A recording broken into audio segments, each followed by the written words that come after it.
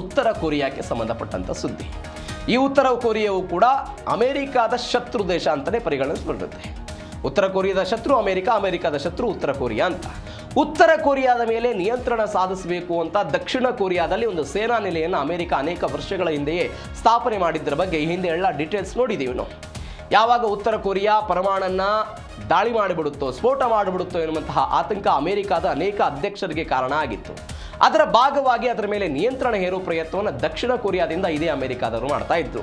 ಇದೀಗ ಅದೇ ದಕ್ಷಿಣ ಕೊರಿಯಾ ಮತ್ತು ಅಮೆರಿಕದ ಮೇಲೆ ನಿಯಂತ್ರಣ ಹೇರೋದಕ್ಕೆ ಇದೇ ಉತ್ತರ ಕೊರಿಯಾದ ಅಧ್ಯಕ್ಷ ಕಿಮ್ ಜಾಂಗ್ ಉನ್, ಸರ್ವಾಧಿಕಾರಿ ಕಿಮ್ ಜಾಂಗ್ ಉನ್ ಒಂದು ಹೊಸ ತಿದ್ದುಪಡಿಯನ್ನು ಮಾಡಿದ್ದಾರೆ.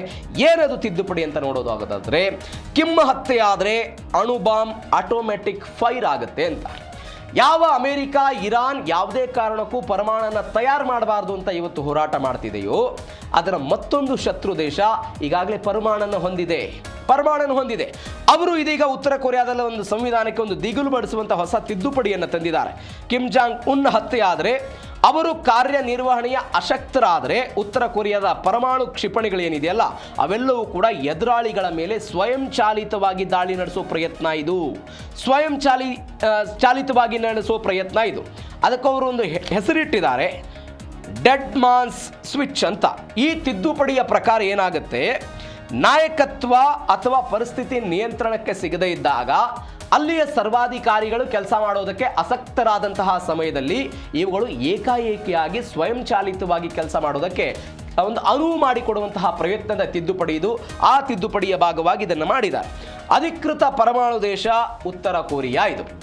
ಅಧಿಕೃತವಾಗಿ ಅವರು ಹೇಳ್ಕೊಂಡಿದ್ದಾರೆ, ಸಂವಿಧಾನದಲ್ಲಿ ತಿದ್ದುಪಡಿಗಳನ್ನೆಲ್ಲ ತಂದಿದ್ದಾರೆ. ಒಂದು ಸಶಸ್ತ್ರ ದೇಶ ಅಂತೆಲ್ಲ ಹೇಳಿದ್ದಾರೆ, ನಾವು ಪರಮಾಣುವನ್ನು ಹೊಂದಿದ್ದೀವಿ ಅಂತ ಅನೇಕ ಬಾರಿ ಹೇಳಿದ್ದಾರೆ. 6 ಬಾರಿ ಅದನ್ನು ಪ್ರಯೋಗ ಅಂತ ಹೇಳಿದರೆ ಅವರದ್ದೇ ದೇಶದಲ್ಲಿ ಭೂಗತ ಲೋಕದಲ್ಲಿ ಅದನ್ನೆಲ್ಲವೂ ಕೂಡ ಟ್ರೈ ಮಾಡಿದ್ದಾರೆ ಅನ್ನುವಂಥ ಸುದ್ದಿ 2006ರಲ್ಲಿ ಅವರು ಮೊದಲು ಬಾರಿಗೆ ಮಾಡಿದ್ರು.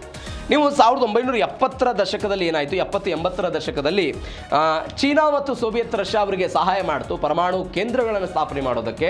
ಅದಾದ ನಂತರ ಇದೇ ಚೀನಾ ಶಸ್ತ್ರಾಸ್ತ್ರಗಳನ್ನು ತಯಾರು ಮಾಡೋದಕ್ಕೆ ನಾವು ನಿಮಗೆ ಸಹಾಯ ಮಾಡೋದಿಲ್ಲ ಅಂತ ಅವರೆಲ್ಲ ಹೊರಗೆ ಹೋಗ್ತಾರೆ. ಅದಾದ ನಂತರ 80ರ ದಶಕದಲ್ಲಿ ಈ ಉತ್ತರ ಕೊರಿಯಾ ಏನು ಮಾಡುತ್ತೆ, ತನ್ನ ಬಳಿ ಇರುವಂಥ ನೈಸರ್ಗಿಕ ಯುರೇನಿಯಂ ಅನ್ನು ಬಳಸಿಕೊಂಡು ಪರಮಾಣನ್ನು ತಯಾರು ಮಾಡೋ ಪ್ರಯತ್ನವನ್ನು ಮಾಡ್ತು 1980-90ರ ದಶಕದಲ್ಲಿ. ಅದಾದ ನಂತರ ಒಂದು ಘಟನೆ ಆಗುತ್ತೆ, 95ರಲ್ಲಿ ಒಂದು ಪ್ರಸರಣ ರಹಿತ ಒಪ್ಪಂದ ಅಂತ ಆಗುತ್ತಲ್ಲ. ಈ ಹಿಂದೆ ಯಾವ್ಯಾವ ದೇಶಗಳು, 5 ದೇಶಗಳು ಮಾತ್ರ, ಅಮೆರಿಕ ಆಗಿರ್ಬೋದು, ಅದಾದ ನಂತರ ಚೀನಾ, ಫ್ರಾನ್ಸ್, ಬ್ರಿಟನ್ ಮತ್ತು ರಷ್ಯಾ, ಈ ದೇಶಗಳು ಇದುವರೆಗೂ ಪರಮಾಣನ್ನು ಹೊಂದಿದೆ. ಈ ಪರಮಾಣನ್ನು ಹೊಂದಿರುವಂಥ ದೇಶವನ್ನು ಬಿಟ್ಟು ಮತ್ತೊಂದು ದೇಶ ಯಾವುದೇ ಕಾರಣಕ್ಕೂ ಪರಮಾಣು ವಿಚಾರದಲ್ಲಿ ಒಂದು ಹೆಜ್ಜೆಯನ್ನು ಕೂಡ ಮುಂದಿಡಬಾರದು ಅಂತ ಒಂದು ಒಪ್ಪಂದ ಆಗುತ್ತೆ. ಆ ಒಪ್ಪಂದಕ್ಕೆ ಉತ್ತರ ಕೊರಿಯಾದವರು ಸಹಿ ಆಗ್ತಾರೆ, ನಾವು ತಯಾರು ಮಾಡೋದಿಲ್ಲ, ಇದರಿಂದ ದೂರ ಇರ್ತೀವಿ ಅಂತ. ವಿಪರ್ಯಾಸ ಅಂತ ಹೇಳಿದ್ರೆ 2003ರಲ್ಲಿ NPTಯಿಂದ ಹೊರಗೆ ಬರ್ತಾರೆ ಅವರು. ನಾವು ಈ ಒಪ್ಪಂದದ ಭಾಗವಾಗಿ ಇರುವುದಿಲ್ಲ, ನಮಗೆ ನಮ್ಮ ರಕ್ಷಣೆಗಾಗಿ ಇದು ಬೇಕಾಗಿದೆ ಅಂತ ಹೇಳಿ ಅದನ್ನು ತಯಾರು ಮಾಡೋ ಪ್ರಯತ್ನವನ್ನು ಮಾಡ್ತಾರೆ. ಹೀಗಾಗಿ ತಯಾರಿಗೆ ಹೋಗ್ತಾರೆ. 2006ರಲ್ಲಿ ಪರೀಕ್ಷೆಯನ್ನು ಮಾಡ್ತಾರೆ. ಅದಾದ ನಂತರ ಒಟ್ಟು 6 ಬಾರಿ ಇದುವರೆಗೂ ಕೂಡ ಅವರು ಪರಮಾಣುವನ್ನು ಪರೀಕ್ಷೆಯನ್ನು ಮಾಡಿರೋದು ಉತ್ತರ ಕೊರಿಯಾದಲ್ಲಿ. ಇದರ ಜೊತೆಗೆ ಕಿಮ್ ಸಾಮ್ರಾಜ್ಯದಲ್ಲಿ ಮಹಿಳೆಯರೇ ಪವರ್ಫುಲ್. ಒಂದು ಸರ್ವಾಧಿಕಾರಿ ಸಾಮ್ರಾಜ್ಯ ಉತ್ತರ ಕೊರಿಯಾ. ಅತ್ಯಂತ ಕಠಿಣ ಕಾನೂನುಗಳಿರುವಂತಹ ದೇಶ ಉತ್ತರ ಕೊರಿಯಾ. ಇಲ್ಲಿ ಮಹಿಳೆಯರ ಪಾರುಪತ್ಯ ಇದೆ. ಹೆಂಗಿದು, ಕಿಮ್ ಜಾಂಗ್ ಉನ್ ಬೆನ್ನಿಗೆ ಅವರ ಪತ್ನಿ ರಿ ಸೋಲ್ಜು ಮತ್ತು ತಂಗಿ ಕಿಮ್ ಯೋ ಜಾಂಗ್ ಇವರೆಲ್ಲ ನಿಂತಿದ್ದಾರೆ. ಬೇರೆ ಬೇರೆ ಹುದ್ದೆಗಳನ್ನು ಅವರಿಗೆ ಕೊಡಲಾಗಿದೆ. 1 ವರ್ಷ ಅಜ್ಞಾತವಾಗಿದ್ದರು ಪತ್ನಿ. ಅವರು ಸಾರ್ವಜನಿಕವಾಗಿ ಕಾಣಿಸಿಕೊಂಡಿರಲಿಲ್ಲ. ಅದ್ರ ಬಗ್ಗೆಯೂ ಕೂಡ ಊಹಾಪೋಹ ಆಗಿತ್ತು. ಕೆಲವೊಂದಿಷ್ಟು ಜನ ಅವರು ಗರ್ಭಿಣಿಯಾಗಿದ್ದಾರೆ ಅನ್ನುವ ಕಾರಣಕ್ಕಾಗೆಲ್ಲ ಅವರು ಹೊರಗಡೆ ಬರ್ತಾ ಇಲ್ಲ ಎನ್ನುವಂಥ ಸುದ್ದಿಗಳು ಬಂದಿತ್ತು. ರಾಜಕೀಯ ಮತ್ತು ಮಿಲಿಟರಿಯಲ್ಲೂ ಕೂಡ ಇವರೆಲ್ಲ ನಿರ್ಧಾರವನ್ನು ತೆಗೆದುಕೊಳ್ತಾರೆ. ಕಿಮ್ ಯೋ ಜಾಂಗ್ ಇವರು, ಅವರ ತಂಗಿ ಇವರು ಅತ್ಯಂತ ಶಕ್ತಿಶಾಲಿ ಮಹಿಳೆ ಅಂತ ಇವರು ಕರೀತಾರೆ. ಇವರಿಗೊಂದು ಜವಾಬ್ದಾರಿ ಕೂಡ ಇದೆ. ಕಿಮ್ ಜೋ ಎ ಇವರು ಮಗಳಿವರು ಕ್ಷಿಪಣಿ ಉಡಾವಣೆ ಪರೇಡ್ಗಳಲ್ಲೆಲ್ಲ ಭಾಗವಹಿಸ್ತಾ ಇದ್ದಾರೆ. ಗೌರವಾನ್ವಿತ ಪುತ್ರಿ ಅಂತೆಲ್ಲ ಅವ್ರನ್ನ ಕರೀತಾರೆ. ದಿ ಸೋಲ್ಜಾ ಅವರ ಪತ್ನಿ ಸಾರ್ವಜನಿಕವಾಗಿ ಕಾಣಿಸ್ತಾ ಇಲ್ಲ ಅಂತ ಹೇಳಲಾಗ್ತಾ ಇತ್ತು 2020ರಿಂದ, ಕೊರೋನಾ ಕಾರಣಕ್ಕಾಗಿ ಅಥವಾ ಗರ್ಭಿಣಿಯಾಗಿದ್ದಾರೆ ಎನ್ನುವಂಥ ಸುದ್ದಿಗಳು ಬಂದಿತ್ತು. 2021ರಲ್ಲಿ ಅವರು ಪ್ರತ್ಯಕ್ಷ ಆದರು. ಕಿಮ್ ಯೋ ಜಾಂಗ್ ಇವರ ತಂಗಿ ಒಬ್ಬರ ಆಕ್ರಮಣ ಮತ್ತು ಅಪಾಯಕಾರಿ ಅಂತ ಇವರೆಲ್ಲ ಕರೀತಾರೆ. ಇವರೆಲ್ಲರೂ ಕೂಡ ಇವರು ಡೇಂಜರಸ್ ಆಗಿದ್ದಾರೆ ವಿದೇಶಾಂಗ ನೀತಿಯಲ್ಲಿ ಅಂತ ಹೇಳ್ತಾರೆ. ಯಾಕಂದರೆ ಅಮೆರಿಕಾದ ವಿರುದ್ಧ ಮತ್ತು ದಕ್ಷಿಣ ಕೊರಿಯಾದ ವಿರುದ್ಧ ಅತ್ಯಂತ ಕಠಿಣ ಹೇಳಿಕೆಗಳನ್ನು ಕೊಡುವಂತಹ ಮಹಿಳೆ ಇವರು. ಇವರು ಹೇಳ್ತಾರೆ, ಹೆದರಿ ಓಡುವ ನಾಯಿ ದಕ್ಷಿಣ ಕೊರಿಯಾ ಅಂತ ಪದ ಬಳಕೆ ಮಾಡಿರೋದು. ಹೆದರಿ ಓಡುವ ನಾಯಿ ದಕ್ಷಿಣ ಕೊರಿಯಾ, ಅಮೆರಿಕಾದ ಕೈಯಾಳಾಗಿ ಕೆಲಸ ಮಾಡುವಂತಹ ದಕ್ಷಿಣ ಕೊರಿಯಾ ಅಂತ ತಮ್ಮ ವಿದೇಶಾಂಗ ನೀತಿಯಲ್ಲಿ ಅಥವಾ ವಿದೇಶದ ವಿರುದ್ಧ ಅಥವಾ ಶತ್ರುಗಳ ವಿರುದ್ಧ ಮಾತನಾಡುವಂತಹ ಸಮಯದಲ್ಲಿ ಅವರು ಬಳಕೆ ಮಾಡುವಂತಹ ಪದಗಳು. ಆದರೆ ಈ ಹಿಂದೆ ಇವರದ್ದೇ ಒಂದು ಕುಟುಂಬ ಅನೇಕ ವರ್ಷಗಳು 75 ವರ್ಷಗಳಿಂದ ಆ ದೇಶವನ್ನು ಆಡಳಿತ ಮಾಡ್ಕೊಂಡು ಬರ್ತಾ ಇರೋದು. ಆದರೆ ಈ ಹಿಂದೆ ಆಳಿದಂಥ 3 ಸರ್ವಾಧಿಕಾರಿಗಳ ನೇತೃತ್ವದಲ್ಲಿ ಯಾವುದೇ ಮಹಿಳೆಯರು ಆಡಳಿತದ ಭಾಗ ಆಗಿರಲಿಲ್ಲ. ಆದರೆ ಈ ವ್ಯಕ್ತಿಯ ಆಡಳಿತದಲ್ಲಿ ಮಹಿಳೆಯರು ಭಾಗವಾಗಿದ್ದಾರೆ. ಇದು ಗಮನಿಸಬೇಕಾದಂತಹ ಸಂಗತಿ.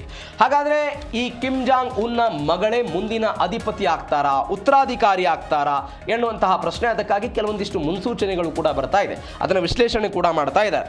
ಶಸ್ತ್ರಾಸ್ತ್ರ ಪರೀಕ್ಷೆಯ ವೇಳೆ ಮಗಳು ಕಾಣಿಸಿಕೊಂಡಿದ್ರು. ಅದಾದ ನಂತರ ಭೀಕರ ಕ್ಲಸ್ಟರ್ ಬಾಂಬ್ ಪರೀಕ್ಷೆ ಮಾಡುವಂತಹ ಸಮಯದಲ್ಲೂ ಕೂಡ ಅದರೆಲ್ಲವನ್ನು ಅವರು ವೀಕ್ಷಣೆ ಮಾಡಿದ್ರು. ಅಂದರೆ ಮಗಳನ್ನೇ ಉತ್ತರಾಧಿಕಾರಿಯಾಗಿ ಸಿದ್ಧಪಡಿಸ್ತಾ ಇದೆಯಾ ಪಯೆಚ್ಚು ರಾಜವಂಶ ಎನ್ನುವಂತಹ ಪ್ರಶ್ನೆ ಇದೆ. ಇದರ ಜೊತೆಗೆ ಅಮೆರಿಕಾಗೆ ಎಚ್ಚರಿಕೆ ಕೊಡೋದಕ್ಕೆ ಪುಟ್ಟ ಮಗಳನ್ನೇ ಬಳಸೋ ಪ್ರಯತ್ನವನ್ನು ಅವರು ಮಾಡ್ತಾ ಇದ್ದಾರಾ ಎನ್ನುವಂಥ ಸುದ್ದಿಗಳು ಬರ್ತಾ ಇದೆ. ಹೀಗಾಗಿ ಅದನ್ನು ವಿಶ್ಲೇಷಣೆಯೂ ಕೂಡ ಹಾಗೆ ಆಗ್ತಾ ಇದೆ. ಅಂದರೆ ಅವರಿಗೆ ಗಂಡು ಮಕ್ಕಳಿದ್ದಾರೆ ಎನ್ನುವಂಥ ಸುದ್ದಿಗಳು ಕೂಡ ಇದೆ, ಗಂಡು ಮಕ್ಕಳು ಇಲ್ಲ ಎನ್ನುವಂಥ ಸುದ್ದಿಗಳು ಕೂಡ ಇದೆ. ದಕ್ಷಿಣ ಕೊರಿಯಾ ಅದನ್ನು ಅನುಮಾನದಿಂದ ನೋಡುತ್ತೆ. ಮತ್ತೊಂದು ಸುದ್ದಿ, ಅವರಿಗೆ ಗಂಡು ಮಕ್ಕಳು ಇದ್ದರೂ ಕೂಡ ಅವರು ಮಾನಸಿಕವಾಗಿ ಅಸ್ವಸ್ಥರಿದ್ದಾರೆ. ಹೀಗಾಗಿ ಒಂದು ದೇಶವನ್ನು ಮುನ್ನಡೆಸುವಂಥ ಕೆಪಾಸಿಟಿ ಅವರಿಗಿಲ್ಲ. ಹೀಗಾಗಿ ಮಗಳನ್ನು ಮುಂದೆ ತರುವಂತಹ ಪ್ರಯತ್ನವನ್ನು ಅವರು ಮಾಡ್ತಿದ್ದಾರೆ ಎನ್ನುವಂತಹ ಸುದ್ದಿಗಳು ಕೂಡ ಬರ್ತಾ ಇದೆ. ಹೀಗಾಗಿ ಅವರ ಮಗಳನ್ನು ತೆಗೆದುಕೊಂಡು ಬಂದು ನೋಡಿ, ಒಬ್ಬ ಮಹಿಳೆಗೆ ಈ ಪರಿಪ್ರಮಾಣದಲ್ಲಿ ಶಕ್ತಿ ಇದೆ ಅಂತ ಅಮೆರಿಕ ಮತ್ತು ದಕ್ಷಿಣ ಕೊರಿಯಾಕ್ಕೆ ಒಂದು ಮೆಸೇಜ್ ಕೊಡೋ ಪ್ರಯತ್ನವನ್ನು ಕಿಮ್ ಜಾಂಗ್ ಉನ್ ಮಾಡ್ತಿದ್ದಾರೆ ಎನ್ನುವಂಥ ಸುದ್ದಿ ಇದೆ. ಇದರ ಜೊತೆಗೆ ಸಮುದ್ರದ ಒಳಗಿಂದಲೂ ಕೂಡ ಅಣು ಪರೀಕ್ಷೆ ಮಾಡೋದಕ್ಕೆ, ಅಣು ಸಂಕಷ್ಟ ಮಾಡೋದಕ್ಕೆ ಉತ್ತರ ಕೊರಿಯಾ ಸಜ್ಜಾಗಿದೆ ಅಂತ. ಒಂದು ಕಡೆ ಆಟೋಮೆಟಿಕ್ ಆಗಿ ದಾಳಿ ಆಗೋ ಪ್ರಯತ್ನ, ಮತ್ತೊಂದು ಕಡೆ ಸಮುದ್ರದ ಆಳದಲ್ಲಿ ಅದನ್ನು ಇತ್ತೀಚೆಗೆ ಅವರು ಪ್ರಯೋಗ ಮಾಡಿ ಅದರಲ್ಲಿ ಯಶಸ್ವಿಯಾಗಿದ್ದಾರೆ ಎನ್ನುವಂಥ ಸುದ್ದಿ ಎಲ್ಲ ಇದೆ ಉತ್ತರ ಕೊರಿಯಾದಿಂದ. ಅಣ್ವಸ್ತ್ರ ಹೊತ್ತೊಯ್ಯಬಲ್ಲಂಥ ಸಾಮರ್ಥ್ಯವಿರುವ ಹೊಸ ಯುದ್ಧ ನೌಕೆಯ ಅನಾವರಣ ಆಗಿದೆ. ಅದನ್ನು ಅವರು ಪರೀಕ್ಷಾರ್ಥವಾಗಿಯೂ ಕೂಡ ಪ್ರಯೋಗ ಮಾಡಿದ್ದಾರೆ ಅನ್ನುವಂಥ ಸುದ್ದಿ. ಸಣ್ಣ ಗಾತ್ರದ ನೌಕೆಯಲ್ಲಿ ಕಾರ್ಯತಂತ್ರದ ಅಣ್ವಸ್ತ್ರಗಳನ್ನು ಉಡಾಯಿಸುವಂಥ ಶಕ್ತಿ ಹೊಂದಿದ್ದಾರೆ. ಸ್ಟ್ರಾಟಜಿಕ್ ಕ್ರೂಸ್ ಕ್ಷಿಪಣಿಗಳನ್ನು ಯಶಸ್ವಿಯಾಗೆಲ್ಲ ಪರೀಕ್ಷೆ ಮಾಡಿದ್ದಾರೆ ಅಂತ. ಒಂದು ಹೇಲ್ ಅನ್ನುವಂಥ ಒಂದು ಪರಮಾಣು ಡ್ರೋನ್ ಅದು, ಅದರರ್ಥ ಸುನಾಮಿ ಅಂತ ಹೇಳ್ತಾರೆ ಅವರು. ಸುನಾಮಿ ಅಂತ ಕರೀಲಾಗುತ್ತೆ ಇದನ್ನು. ನೀರಿನ ಒಳಗೆ ಪರಮಾಣುಗಳನ್ನು ನಡೆಸಬಲ್ಲಂತಹ ಡ್ರೋನನ್ನು ಒಂದು ಅಭಿವೃದ್ಧಿಪಡಿಸಿದ್ದಾರೆ ಅಂತ. ಇದು ಹೆಂಗೆ ಕೆಲಸ ಮಾಡುತ್ತೆ ಅಂತ ಹೇಳಿದ್ರೆ, ಒನ್ಸ್ ಅಗೇನ್ ಇರಾನ್ ಅವರು ಬಳಕೆ ಮಾಡಿದ್ರಲ್ಲ, ಅತ್ಯಂತ ಆಳದಲ್ಲಿ ಅದನ್ನು ಹುದುಗಿಡಿಸ್ಕೋದು, ಅದನ್ನು ತೇಲಾಡೋದಕ್ಕೆ ಬಿಡೋದು, ಅದಾದ ನಂತರ ಅದು ಹೋಗಿ ಶತ್ರುಗಳ ಕ್ಷಿಪಣಿಗಳು ಏನು ಬರುತ್ತೆ ಆ ಕ್ಷಿಪಣಿಗಳನ್ನು ಗುರಿಯಾಗಿಸಿಕೊಂಡು ದಾಳಿ ಮಾಡೋ ಪ್ರಯತ್ನವನ್ನು ಮಾಡೋದು ಅಂತ. ಹೀಗಾಗಿ 2026 ಏಪ್ರಿಲ್ನಲ್ಲಿ ಇದನ್ನು ಯುದ್ಧ ನೌಕೆಗಳ ಅಣ್ವಸ್ತ್ರ ಹೊತ್ತೊಯ್ಯಬಲ್ಲ ಕ್ಷಿಪಣಿ ಪರೀಕ್ಷೆ ಆಗಿದೆ ಉತ್ತರ ಕೊರಿಯಾದಲ್ಲಿ ಅನ್ನೋದು ಒಂದು ಸುದ್ದಿ. ಇದು ನೀರಿನಲ್ಲಿ ಉತ್ತರ ಕೊರಿಯಾ ಮಾಡ್ತಾ ಇರುವಂತಹ ಒಂದು ಪ್ರಯತ್ನ. ಇದು ಉತ್ತರ ಕೊರಿಯಾದಿಂದ ಬರ್ತಾ ಇರುವಂತಹ ಮತ್ತೊಂದು ಸುದ್ದಿ. ಇದರ ಜೊತೆಗೆ ಯಾರು ಕಿಮ್ ಜಾಂಗ್ ಉನ್ ಉತ್ತರಾಧಿಕಾರಿ ಎನ್ನುವಂಥ ಪ್ರಶ್ನೆ ಇದೆ. ಕಿಮ್ ಜಾಂಗ್ ಉನ್ ಉತ್ತರಾಧಿಕಾರಿ ಯಾರು ಎನ್ನುವಂತಹ ಪ್ರಶ್ನೆಗೆ ಅಂತಾರಾಷ್ಟ್ರೀಯ ಮಟ್ಟದಲ್ಲಿ ಕೆಲವೊಂದಿಷ್ಟು ಸುದ್ದಿಗಳಾಗ್ತಾ ಇದೆ. ನೀವು ನೋಡಿ, ಉತ್ತರ ಕೊರಿಯಾವನ್ನು ಒಂದು ಸಮುದಾಯ ಅಂತ ಹೇಳಿದ್ರೆ ಒಂದು ರಾಜವಂಶಸ್ಥರವರು ಪಯೆಕ್ಟು ಅಂತ ಹೇಳ್ತಾರೆ. ಪಯೆಕ್ಟು ಎನ್ನುವಂತಹ ಈ ರಾಜವಂಶಸ್ಥರು ಏನಿದ್ದಾರೆ, ಇವರು ಅದರ ಆಳ್ವಿಕೆಯನ್ನು ಮಾಡ್ಕೊಂಡು ಬರ್ತಾ ಇರೋದು.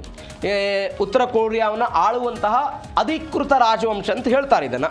ಹೀಗಾಗಿ ಇದುವರೆಗೂ ಕೂಡ ಇಲ್ ಸುಂಗ್ ಆಗಿರ್ಬೋದು, ಕಿಮ್ ಜಾಂಗ್ ಇಲ್ ಆಗಿರ್ಬೋದು, ಕಿಮ್ ಜಾಂಗ್ ಉನ್ ಇವತ್ತಿನ 75 ವರ್ಷಗಳಲ್ಲಿ ಇದುವರೆಗೂ ಕೂಡ ಯಾವುದೇ ಮಹಿಳೆಯಲ್ಲಿ ಆಳ್ವಿಕೆಯನ್ನು ಮಾಡಿಲ್ಲ. ಈ ಪಯೆಕ್ಟು ಅನ್ನೋದು ಉತ್ತರ ಕೊರಿಯಾ ಮತ್ತು ಚೀನಾದ ಗಡಿಯಲ್ಲಿರುವಂಥ ಒಂದು ಪರ್ವತದ ಹೆಸರು ಅಂತ ಹೇಳ್ತಾರೆ. ಈ ಪಯೆಕ್ಟು ಎನ್ನುವಂಥ ಒಂದು ಸಮುದಾಯಕ್ಕೆ ಪುರಾಣಗಳ ಪ್ರಕಾರ ಒಂದು ಕುಟುಂಬದ ಶಕ್ತಿ ಅಂತ ಹೇಳ್ತಾರೆ. ಉತ್ತರ ಕೊರಿಯಾದ ಜನ ಹೆಂಗೆ ನಂಬ್ತಾರೆ ಅಂತ ಹೇಳಿದ್ರೆ, ಪಯೆಕ್ಟು ಎನ್ನುವಂಥ ಈ ರಾಜವಂಶಸ್ಥರಿಗೆ ಏನಿದಾರಲ್ಲ, ಅವರಿಗೆ ಬೇರೆಯದ್ದೇ ಒಂದು ರಕ್ತ ಇದೆ. ಹೀಗಾಗಿ ಅವರು ಮಾತ್ರ ಉತ್ತರ ಕೊರಿಯಾವನ್ನು ಆಳ್ವಿಕೆ ಮಾಡೋದಕ್ಕೆ ಅರ್ಹರು ಅಂತ ಹೇಳಿ ಅವರಿಗೆ ವಿಶೇಷವಾದಂತಹ ದೈವಾಧೀನರಾಗಿ ಅವರನ್ನು ಪೂಜಿಸುವ, ಆರಾಧಿಸುವ ಪ್ರಯತ್ನಗಳು ಉತ್ತರ ಕೊರಿಯಾದಲ್ಲಿ ಆಗ್ತಾ ಇದೆ. ಹೀಗಾಗಿ ಯಾರು ಉತ್ತರಾಧಿಕಾರಿ ಆಗ್ತಾರೆ ಅನ್ನೋದು ಸದ್ಯಕ್ಕಿರುವಂತಹ ಪ್ರಶ್ನೆ. ಇದು ಉತ್ತರ ಕೊರಿಯಾಕ್ಕೆ ಸಂಬಂಧಪಟ್ಟಂತಹ ಸುದ್ದಿ.